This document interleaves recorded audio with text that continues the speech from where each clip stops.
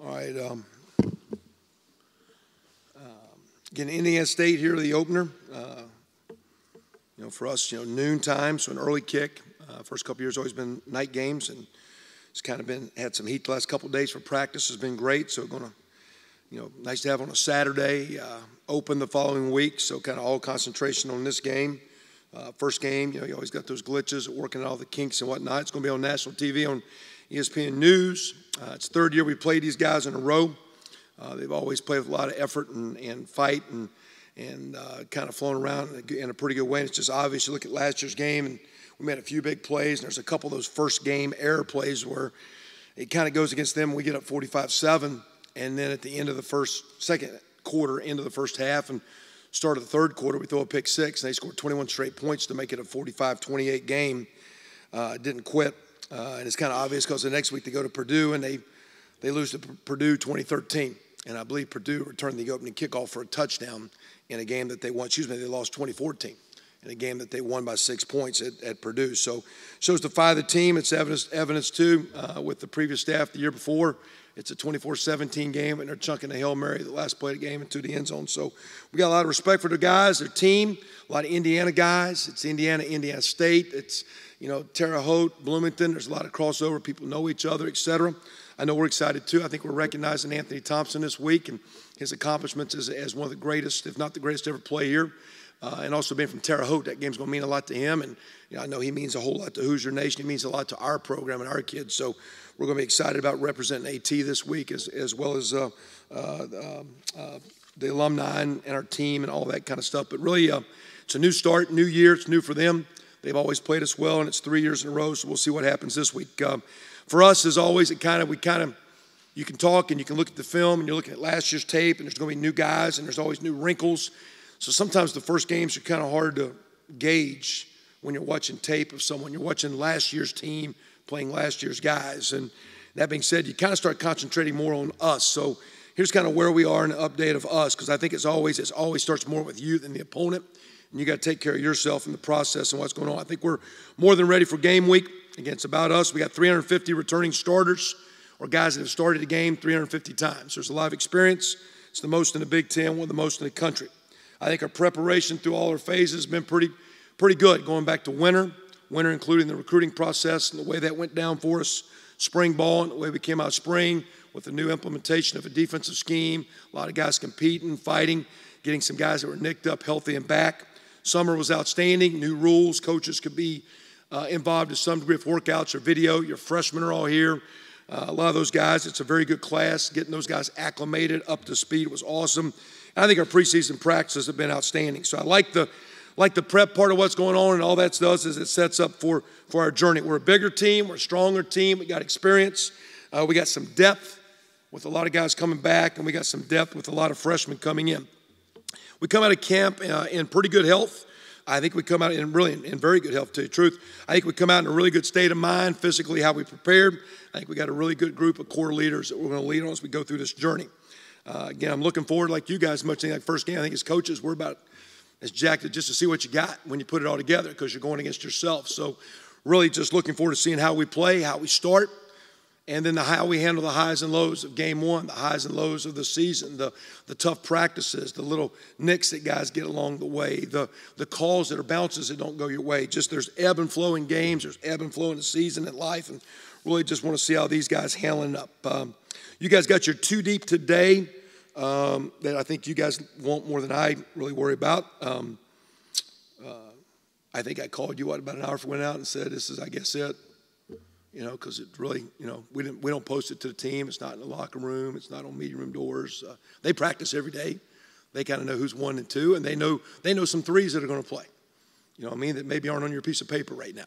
So I think they kind of know their jobs. I expect many guys to play each and every week. I expect many guys to help us win each and every week. I'm not really concerned sometimes with who starts, because there'll be some twos play as much as ones. There'll be one guy might go out there first because somebody's going to be the first. We're going to play. Tevin's a great tailback. We're going to play 2 or 3 tailbacks. We have to. Shane Wynn's an awesome receiver, but we're going to play another guy out there to keep him fresh. You look at, we've got 9 offensive linemen that have started games.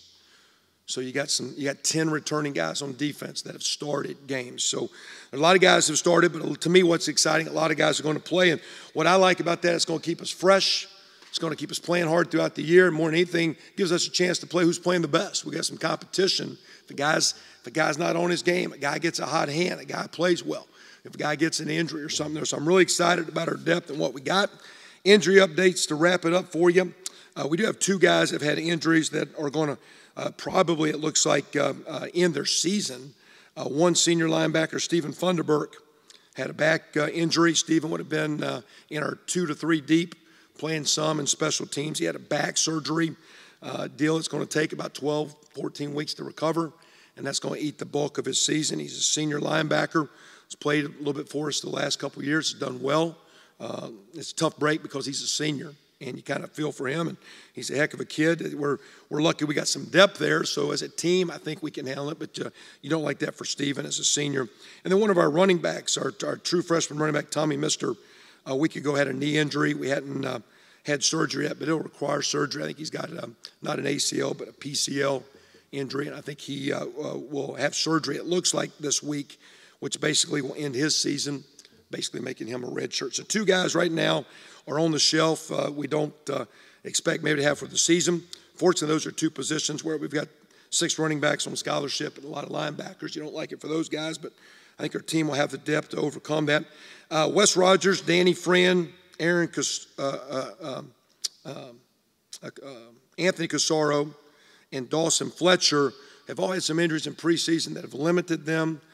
They're kind of day-to-day, week-to-week kind of getting back in it, but they've missed some of the prep time that I don't anticipate them doing a lot this week. And with open day coming, it might be 2 or 3 weeks before they had, whether it be a high ankle sprain or a knee sprain or something that just kind of glitched them there. So those 4 guys are a little gimpy, but outside of that, we're in good health as far as consistently guys practicing, had a good camp, a lot of work. Unfortunately, lose 2 solid kids and good players for their season. We hate that. But I think, again, preseason's been awesome. We're looking forward to the opportunity of playing the opener at high noon, 12:01 exactly, with Indiana State. And, again, expect them to come in with a lot of energy and effort and flying around like they did last year with their, it's going to be, they have nothing to lose. They'll be coming from all over the place. And a couple years ago, if you don't remember, 4th and 1, play action pass for a touchdown on 4th and 1. Because you're playing a team that wants to get a hunk of you. And, again, respect them. Know it'll be tough. I do expect this team, though, to have a great week of preparation. Our camp has been awesome. I anticipate this week to be a lot of great focus, a lot of great work, and just looking forward to getting started. Well, I think as much as anything, we just, so many guys have been around us long that there's just a good understanding of how we want to practice and some things we want to do for the most part, handle our business. I think we've recruited longer bodies and bigger guys, and we've had now 4 years of, Colin Rorig said 4 years in our weight program, and he's benching over 400 pounds now, and it starts when you bench 315 and you gain 20 pounds per cycle, and then 4 years later you're at 395, 400, 405. It's 15, 20, 25 pound increments over time. So with a lot of those 3rd and 4th year guys being in the program to be developed, that gets you excited, and then you've recruited the last 2 years better. So you got some very good young talent. You've got some experience. But as much as anything, to me, what you just don't know in the opener is how you're going to put it all together. You're always going against yourselves, and it's O versus D, and you're kind of kicking, but you're not playing a game. How does the defense handle an offensive negative play on our part? We put them in a bad situation. Can they come out and get a stop? When they create a turnover, can the offense take advantage of it? When we need to punt the ball with a veteran punter, can we down that thing deep and give them a long field and pin them back and now go get easy points? So how do you play as a team? You've been practiced as a team, but now you got to learn to play as a team. And I think that's what's always interesting early in the season is how do you put it together? Because you've been working hard, but you've been kind of working against each other. Now you're kind of locking arms and hooking up together. So I think it's always interesting early just to really see when you put it all together, what are your deficiencies and how do you maximize and minimize those things? You're more excited about this team than you have been the others? Yeah, I think we're always, I'm not flat a lot of days. I don't know. I don't drink like decaffeinated coffee, but I don't drink a lot of coffee, I've never had one of those energy drinks. I don't need those. I'm kind of ready to roll. So nothing against the 5-hour guys and all them monster drinks you guys have, but I don't need that. I'm ready to roll. And I was ready the first couple of years, but I think the team's more prepared, and that excites you. But, man, you got to go play, you know, and everybody's going to say, you beat these guys last couple of years, you got a better team. Nah, you got to go play, you know, and I mean, you know, you have the opportunity every week to be off your kilter and not play well. And as a coach, you know, I'm accountable to get these guys ready to go. They're responsible to get ready to play. I'm accountable. I got to get it all set up. Man, they're responsible too. Everybody's got to be all in. So, again, you're just, you know, I mean, I think we've always been excited. We've been close. I mean, the last couple of years, you can say, hey, you've underachieved. I don't know. You know, we haven't, you know, we've lost some games, or at the end we couldn't make a play we needed to. But we've been on the verge of winning 6, 7, 8 the last couple of years. We've been a little shy of that. This team could do the same thing, or this team could stay shy. And that's what I'm saying. You're just kind of looking forward to seeing how these guys want to ride it out. The opening week's it's always going to be a bit of a shakedown cruise, but to have a bye week right after that, I mean, does that affect? If it was a real schedule and we didn't have another bye week, I would not like it because I think it's too early. I think you really want to, you know, you work hard, you want to get in rhythm. And then so, you know, I mean, to me right now, it's all about Indiana State, and then we got to find ways to improve from that in the open week. And you can say it's a learning curve, but you want to get in rhythm. If we didn't have another bye week, I would really not like it because it'd be 11 weeks in a row. You kind of get nicked up or beat up. So I think sometimes you like them after that 4th, 5th, 6th, 7th game. You don't like it week 1 or 2 most of the time, and you really don't like it when it's the last 2 weeks. You want it somewhere in the middle so you can kind of regroup, eval, catch your breath, and then make a run down the end. That's what I'm looking at now. We've pointed everything into this one. We'll have a chance to regroup and have a 6-game run. Then we have an open date, and we have a 5-game run. And so right now all our focus is on Indiana State, and then we're going to catch our breaths and get ready and see if we can jumpstart again and get ready for the following 6 games in a row. Kevin, what would you like to see from Bobby Richardson? What does he need to give you? Well, he's been always, I think he's one of the more underappreciated guys on our team, and he's kind of been fighting his first couple of years through just some hip and low back and almost like a sport hernia deal where he gets a little gimpy and can't play at the speed that he has. I think he's he comes here as a defensive end. We play him at 3 technique tackle. Now he's playing a 4-5 technique for us in our scheme that we're doing, and he's very diverse. He's had the best preseason he's ever had. He's healthier than he's ever been. I think he's one of the more high. I think we have guys on our team that have better stats, that have better name value to our fans, but he might be our best senior as a player, and he's one of our better leaders. So I'm expecting him to play at a high end and have a great year for us. He's had his best practices to date the last 2 weeks. He's been very, very good. Talking about his weightlifting, but he's a guy a little bit like you, came in a little undersized, and a walk-on kid, third scholarship. But have you always kind of looked at him that way a little bit, reminded you of yourself? Yeah, no, he's better than I ever thought about being. He's a guy when you go through your journey. He was a guy that was not coming to preseason practice his freshman year. Was not an invited walk-on. Everybody wants to be invited, preferred, and all these fancy words. He was a guy that on the numbers was on the outside looking in. And I think one of our one of the freshmen in that class that year broke an ankle late in summer, and all of a sudden now he couldn't play. It opened up a spot. And I think the day before reporting date, year before our staff was here, he was invited to camp, and he redshirted. Our first year, in spring, he's a little bit undersized, but he's battling.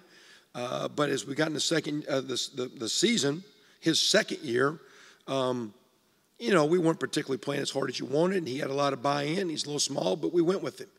And he spelled Will Maddie a little bit when Will got hurt at center for a game or two. I think he started a handful of games at right guard. From there, he kind of rolled it, and to me, he's basically a 4-year starter, although he hadn't started every game. He's going to be, barring any injuries, he's going to be a 2-year starter of 20-some, 30-some games in a row. So he's a very good player. I think he's a potential pro camp guy. I worry about his size. In the pro roster, they only keep 7 guys. And you got to be a little bit of a center guard guy. And he's a little more just compact enough where he's kind of ideal at center.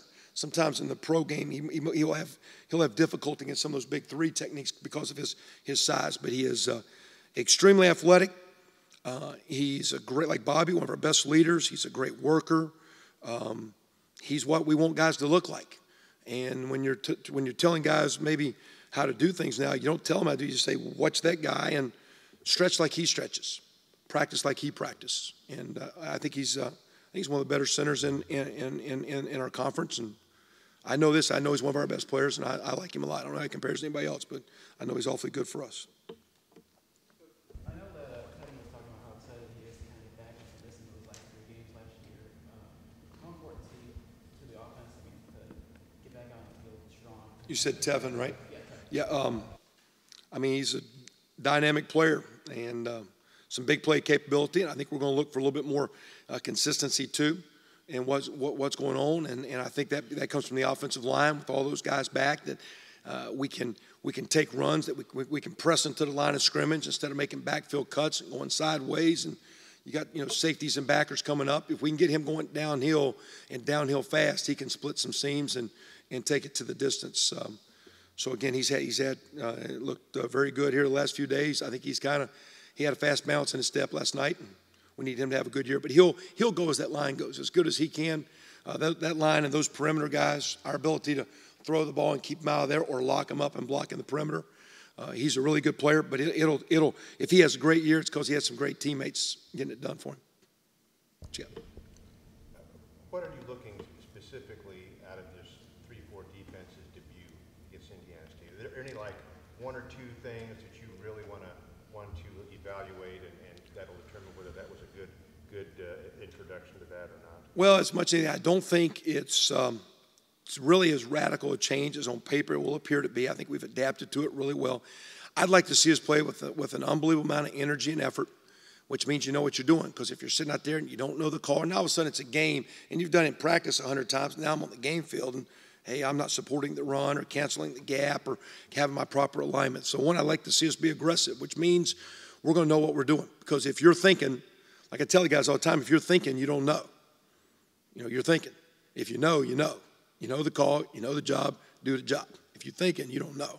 So I'd like to see these guys playing fast. That means they got to know what they're doing. So that'll be interesting with Coach Nort, how much he wants to do, because I think the faster we can play with being assertive and confident, I think the second thing, our ability to tackle and tackle well and not hit people, but tackle and wrap up. And we've worked a lot on wrapping and squeezing and getting people on the ground through our fundamental work and through our scrimmages, and it's been significantly better. Practice, but let's do it, quote, when it counts. And I think the last thing is the ability, again, like I say, just to communicate, get lined up, and be sound. Let's be aggressive, let's tackle well, and let's be sound. And when I say sound, you got the call. So I don't know how much we're going to do. We've done a lot in camp. I'm sure I guess there's a lot more they can say, whatever they can give those. Coach North will give you some magical number of what percentage of his playbook's in. In all honesty, he doesn't have a playbook because nobody reads anymore. It's video stuff. So, but he'll give you some 53.4% in or something. I don't know where he came up with that number. But they've done a lot at us, and they've been throwing a lot at us. And I don't think we're going to sit there and just be vanilla. I'd like to see these guys fly around. And I'm expecting this team to play well. I think that's what's different. We just expect to have a better season. So, it's nice you've worked hard and you've practiced and, quote, all those things give you a chance. But what needs to happen is we need to start doing the thing. We need to start playing. We need to start winning. I expect our guys to. It's going to be the first game's going to be difficult. We're going to have some issues and we're going to have some problems.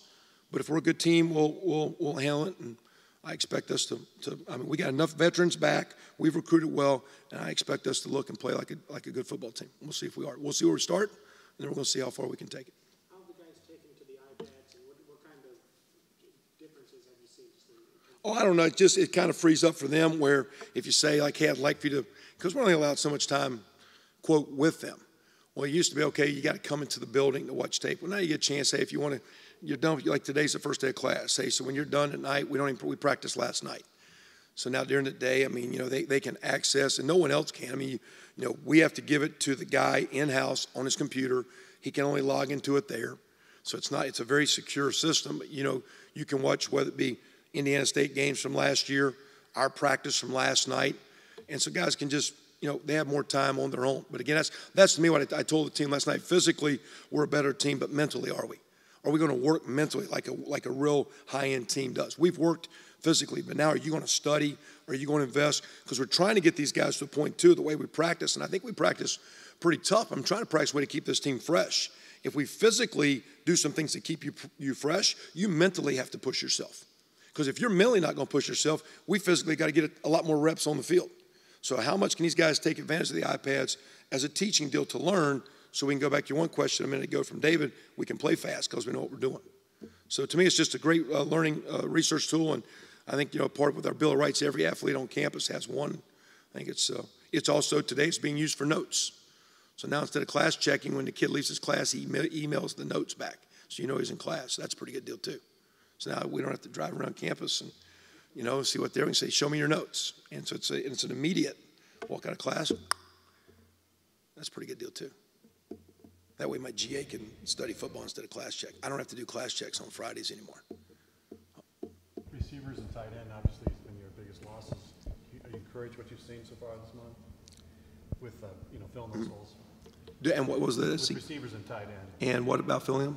That's where your biggest losses were. Have you seen some freshmen step up for you this month? You see some flashes. Now they're young, and there's going to be some growing pains with it. You got an older crowd with Stoner and Roundtree and Wynn.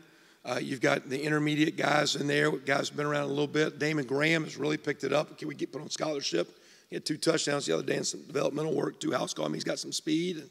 And again, not a primary guy, but going to have a good role and a special team role that you like. And we finally got Ricky Jones back healthy, and he's looking better, and he's in the mix. But it goes from the old guys to the middle crowd, the freshman crowd with Don Booth, Jay Sean Harris, Simi Cobbs. Corey Keel right now is the 4th one. He is probably not in that top mix now, so maybe he plays, maybe he doesn't. In the opener, he's not set to play. But I think Jay Sean starts at a higher place than Shane Wynn did. I think Simi Cobbs is starting at a very high place. Now, it's not as good as he's not as good as Shane Wynn, but he's starting at a higher level than Shane started. Still freshman, going to be some mistakes. It's not ideal, but you're excited about Dom and Jay Sean and those guys, and they'll be very much in the mix, and they'll be playing on special teams, I'm sure. They'll be playing as a part of the offensive rotation, and you'll see them early, and we'll see how much they grasp and how it grows. But they start at a reasonably positive level and because there is a lull between our seniors and some of those second and third year guys haven't played well or haven't done well, there's a little void, and we were kind of fortunate. I think we've recruited well, but until they play in games, we'll see. Like the things they've done in practice, they've made a bunch of plays in practice. Tight end, Jordan Fuchs, very athletic tight end. Michael Cooper, a scholarship player from Arizona, transferred in. We lose Bolzer, but I think Jordan's very, very athletic. I think he started. I didn't see Ted as a freshman, but I got a feeling, knowing Ted's skill set, as I saw him older, I think Jordan starts at a very high place as far as where he starts. Now, it's not going to be as good as Ted leaving, year 4, year 5. So it's there's some maturity going on, but they're very, very talented kids. Deb talked about being much, but none of the true freshman linebackers are on this depth chart. But which of them would you expect to play? Let's see here.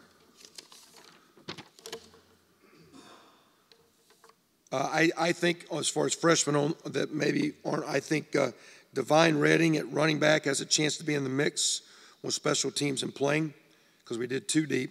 Some of these times we listed a couple threes, but mostly it was 2 deep. D-line, I think what you see is what you got up there. I think Robert McCray at our bandit spot can be in the mix with Mangieri and Shaw. Damian Willis at the sandbacker, where Flo and Clyde have a lot of experience. If those guys are healthy, playing good, he's 3rd. But if not, he gets into the mix, and he's playing special teams. So week 1, he could be odd man out, because you got 2 veteran guys that played well, a lot for you and played well. All of a sudden, if he had an injury, he gets worked up and he gets on special teams. So, but in our eyes, he's kind of in the mix. I don't know if he was playing game 1, but he's still in the mix. I think at linebacker, I think Gooch and Scales inside. Sykes possibly. I think they're right now a little farther, and with depth, it's kind of like Damon Willis. Is it worth the special team, a little bit of play, or a lot? So I think those couple guys, and I think Donovan Clark at corner is another guy that's in the mix that we have. There's not a deadline of when you got a red shirt or not. If you play, you play. But I think you're going to see a number of those, about 10, 11, 12 of those freshmen potentially playing. I don't know if they all play week 1, because we might wait and see Wes Martin in the offensive line. For example, if we've had a knee injury with Bailey last year, a knee injury with Kaminsky.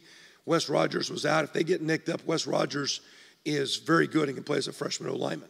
But right now, if we're healthy, we're going to redshirt him. So, it's good to redshirt kids if they're not ready to play and they're not going to play a lot. But I'm going to tell you, in this day and age where everybody wants immediate gratification, immediate satisfaction, as hard as you work when you don't play in games, this game sometimes can be tough. So we like to play as many freshmen as we can. We just don't want to burn the year. I think you go between now and Missouri and you kind of figure it out. It gives us a 4-week window counting the open date. And by then you might, third, fourth week, you might say, hey, we need to get this guy in the mix. So-and-so's nicked up. Like I say, a lot of those guys are on the varsity field. They're slated maybe to play, maybe not.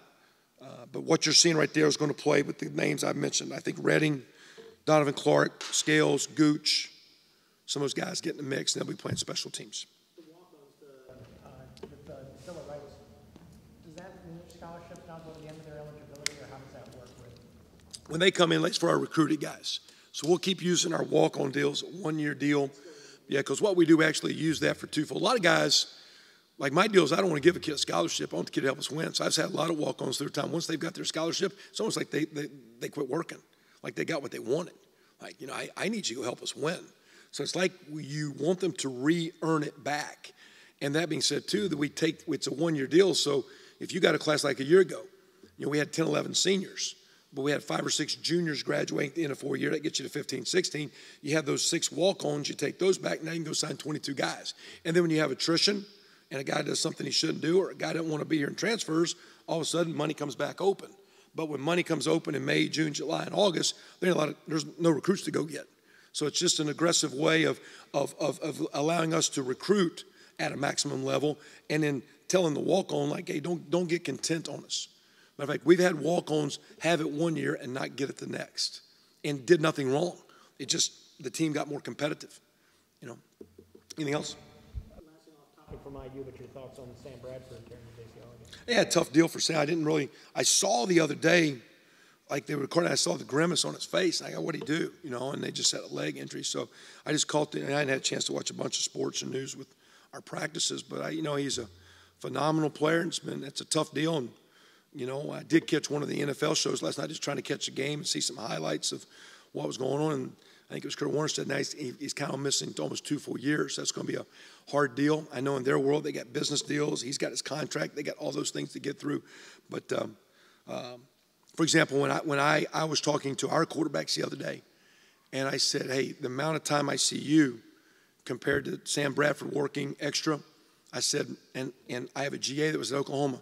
I said, what is it? What do you think? And the GA said, it ain't even close how hard that guy was working to be a great player, which is his commitment to study, extra study, taking care of his body. So he's a phenomenal college player, and it's just a bad deal for him, and you love him, and you pray for him, and he'll be fine.